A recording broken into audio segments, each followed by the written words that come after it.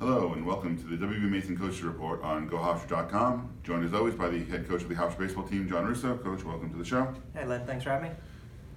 Look back at last week, Coach, a tough week, an 0-4 week. Started with a non-conference loss at Fairfield and then continued into the weekend with 3 games at Elon. Very competitive series, but Hofstra comes up short on a couple of a 1-run game, a 2-run game, and a 3-run game.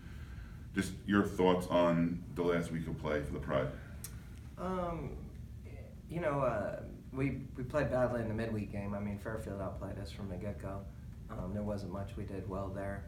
But then we had the Friday night game, and we were winning 1-0. John Rooney pitched a great game. Another one of, Rooney's, one of those games that he doesn't have his best stuff, but he really knows how to pitch. And I think that's why people like him so much, in the scouting community, is because, everybody can throw hard or whatever, but not everybody can pitch, and Rooney can really pitch. And, they out-doubled Branovich, their guy who's leading the country in strikeouts. And, we just had a rough 8th inning there. The leadoff 3-hole hitter for them hits a fly ball to left that's an out, but we lost it in the lights. And so then it's a leadoff double instead of a leadoff out, and, put Chris in a tough position right from the start of the inning. And then, his second and third, 1 out and 2 strikes on the guy, and ground ball bounces over the first baseman's head, and so it wasn't even really hit well. And in the books, it looks like a double, and like he gave up a big hit, but it wasn't really a hit. It was just unlucky. And then we come around and we play on Saturday, and I really got to tip my hat to Matt Weishire. He didn't have great stuff either, but he held them down to 3 runs for 5 innings, and I thought he was really good. And and then Teddy, on Sundays, the usual Teddy performance. Teddy always gives you a good outing, and I thought Teddy had bad luck. He has the first error we make in CA play costs him 2 runs, and then 2 wild pitches cost him another 2 runs, and so he could realistically have thrown a shutout on Sunday. But the thing we didn't do at all is it's offensive. I mean, we weren't offensive all week. When you only have 22 hits in 4 games and only 2 extra base hits, that's bad. When you're striking out 57 times and 108 at bats, that's bad. I think it was 49 or 45 times and 81 at bats. I mean, we're just not competitive offensively. And I think by what the pitching staff is doing, like with the Rooney's and the Weishires and the Silas, they're not overpowering people. It's not because of they have talent and stuff, but they're just tough, and they're pitching tough. And even when they don't have their best stuff, they're tough. The offense hasn't taken on to that toughness. And the one thing we have done, I'll give the position players credit for, is we play defense every day. We've shown up pretty hard, and but we have to figure out to win games. The first half of our schedule is over now. We're 4-8, and but 3 of the 4 weekends are away. 2 were flights, and we just had a tough schedule. CAA is a tough conference. That brings us to this week where it doesn't get any easier. St. John's, leader in the Big East, 22-10. They're ranked by Collegiate Baseball Newspaper in the top 25.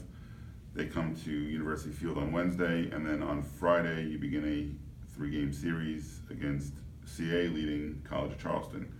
So with the way things have been going, how do you turn this around and try to get things righted going into this busy week? Well, I told the team on this weekend that nobody's ever going to feel sorry for them, and more importantly, this is what they signed up for. It's what recruits come to Hofstra for. It's why the kids are on the team. They wanted big-time competition, and that's what we're getting. You get St. John's on Wednesday, as good a team as there is in the Northeast. They're 6-0 in Big East play, and they'll have a great pitching staff. Their pitchers aren't going to feel bad for our hitters on Wednesday. And then you got the league-leading College of Charleston, who's the best team in the CAA right now, and I think they're leading in the country, or one of the top teams in the country is in strikeouts per 9 innings. So on paper, it's not a great matchup right now for our offense. But listen, our offense has 4 days to basically figure this out, and I think it's more of a mindset and a mentality than it does getting into swings, and it's belief and confidence. And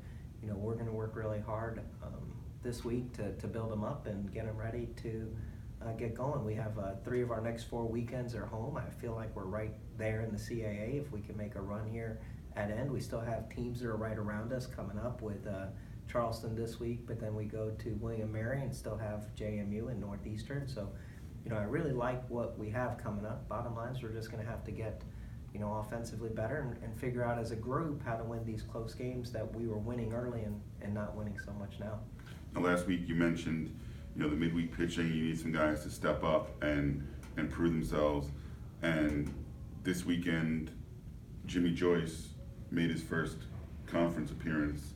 Is he one of those guys that, did prove himself in that Fairfield game to earn a spot in the weekend? We'll see. Jimmy will throw tomorrow probably against St. John's and get another outing. And I thought he threw really well against Fairfield and had a nice inning against Elon. And, and I thought another guy that threw well at Fairfield was Michael James, had a good 3 innings. And then, he had a 3-batter just cluster right there at Elon. It went bad, but all year he's been really, really good for us. And even his 6 outs were pretty dominant down to Elon. He just gave up a bad bunt hit and then a walk and then a 3-run homer or a single, whatever it was, and then he gives up the 3-run homer. It all happened like that, but then his 6 outs happened just as quickly. And so Michael's been really good for us too all year. And I think if you get him and Jimmy's throwing better, we need to see Kamar to throw better tomorrow and Seamus Brazil to get back out there and throw a little bit better than his outing at Fairfield. And I'm not too worried about the pitching right now because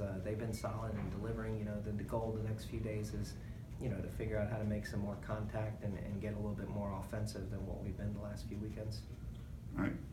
Hofstra takes on St. John's on Wednesday at 3 p.m. at University Field, and then Friday, Saturday, and Sunday, home versus College of Charleston.